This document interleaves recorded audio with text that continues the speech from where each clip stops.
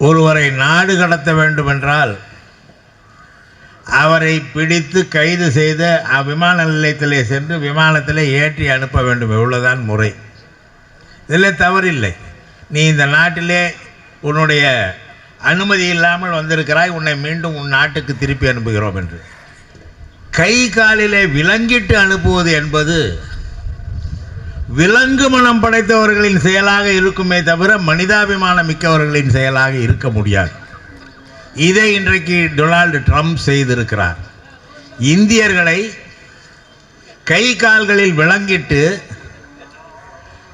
அவர்கள் தவறாக உள்ளே நுழைந்து விடவில்லை.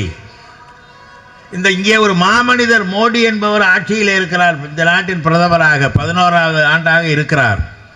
ஒரு 10 ஆண்டுகளுக்கு முன்னாலே மிகப்பெரிய வாக்குறுதி அளித்தார். ஆண்டுக்கு 2 கோடி பேருக்கு வேலை தருவேன் என்று சொன்னார். இதுவரைக்கும் இந்த 11 ஆண்டுகள்லையாவது 2 கோடி பேருக்கு வேலை தந்தாரான்னா கொடுக்கல. இவரை நம்பி இங்கே இருந்த மக்கள் அமெரிக்காவுக்கு சென்றால் வேலை கிடைக்கும் என்று விசா எடுத்துக்கொண்டு செல்கிறார்கள். அங்கே வேலை கிடைத்த பிறகு அங்கே வேலை செய்வதற்கான விசா கிடைக்கும் என்ற நம்பிக்கையிலே போனார்கள். அங்கே வேலை கிடைக்கவில்லை.